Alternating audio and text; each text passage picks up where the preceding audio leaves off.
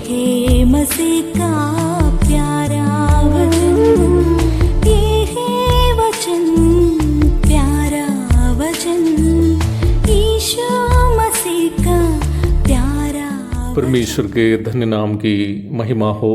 प्रभात मनन के 17,656 में आप सभी का बहुत ही विनम्रता के साथ स्वागत करता हूँ। आइए आज के मनन के लिए हम पढ़ते हैं तीतुस अध्याय 1 पद 8। पर अतिथि सत्कार करने वाला, भलाई का चाहने वाला, संयमी, न्यायी, पवित्र और जितेंद्रिय हो। संयमी शब्द पर आज अध्यक्ष की सेवकाई के बारे में कुछ बातें कहना चाहता हूँ। दुनिया के ज्यादातर स्थानीय कलीसियाएं कोई एक अगुवे के द्वारा अगुवाई की जाने वाली कलीसियाएं हैं, जो वचनानुसार गलत है। परंतु दुखजनक बात यह है कि एक से अधिक प्राचीनों के द्वारा अगुवाई किए जाने का दावा करने वाली कलीसियाओं में भी कई बातें जो हो रही है वचनानुसार की नहीं है। कलीसिया के संबंध में निर्णय लेने के समय कई ऐसे तथाकथित प्राचीन है, अगुवे हैं, जो अपनी मानसिकता, अपनी भावुकता, अपनी पारिवारिक स्थिति, अपने अन्य कई बातों को मन में रखते हुए निर्णय लेते हैं। ऐसे प्राचीनों के बारे में मुझे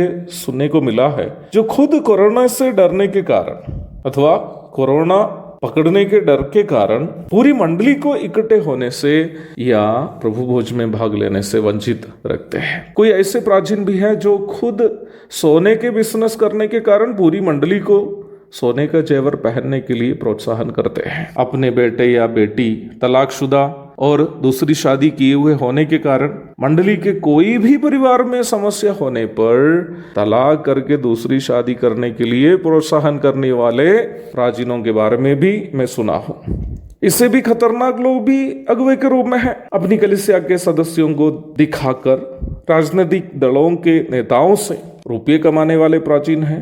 अपनी पत्नी को पंचायत के मुखिया, सरपंच आदि बनाने के लिए चुनाव लड़ने वाले प्राचीन लोग भी हैं। फिर कलीसिया के सदस्यों की या साथ सेवा करने वाले सेवकों की आवश्यकताओं के लिए लोगों से आर्थिक मदद मंगवा कर, जिसके लिए मदद मंगवाई गई है उनसे दशमांश की झूठी बात कहकर रुपये हड़पने वाले अगुवे लोग भी हैं। प्राकृतिक आपदाओं के नाम में विश्वासी भाई बहनों को ठग कर रुपये हड़पने वाले भी हैं। कुछ दिन के पूर्व यूपी के कानपुर के आसपास से एक भाई ने मुझे फोन किया। बहुत ही गरीब और कर्ज में डूबे हुए एक मसीही भाई था वो। उनके गांव में किसी संस्था के लोग कलीसिया चला रहे हैं। उस भाई ने मुझसे बड़े दुख से कह रहा था कि जिस मंडली में वो जा रहा था उस मंडली के तथाकथित पास्टर रविवार में कुर्सी पर बैठने के लिए सदस्यों से कुर्सी का किराया वसूलता है। निम्न झूठे अगुवे का कहना है कि संस्था से उनको मिलने वाला वेतन से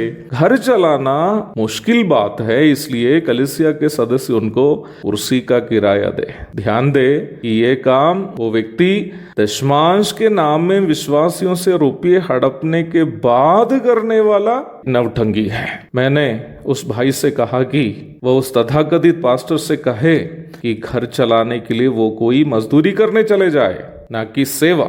सेवा शब्द का अर्थ ही निर्लोभ तरीके से किसी दूसरे की भलाई के लिए काम करना है। दुख के साथ कहना पड़ता है कि इस प्रकार के कई झूठे और कपटी पास्टरों से कई कलीसियाएं बर्बाद हो रही हैं। मैं इस प्रकार की बातों को खुलेआम कहने के कारण मेरे खिलाफ कुछ कपटी मसीहियों के गैंग ही काम कर रहा है। कुछ दिन पूर्व भी पंजाब से एक प्रभु के दास ने उनको मिली हुई एक चिट्ठी के बारे में मुझे बताया। उस चिट्ठी में ये बता रहा है कि प्रभात मनन किसी को शेयर नहीं करना, और उसका कारण बोल रहा है जेबी के साइमन बहुत ही खराब इंसान है। जेबी के साइमन खराब इंसान है, इसलिए प्रभात मनन शेयर नहीं करना। देखो, आप इसका अर्थ समझ सकते तो समझ लीजिए। मैं खुद का प्रोटेक्शन करना नहीं चाहता। प्यारो, मेरा कहना यह भी नहीं है कि सभी अगुवे या सभी प्रचारक खराब है। आपको ये मालूम है कि प्रभु यीशु मसीह के द्वारा चुने गए प्रेरितों में भी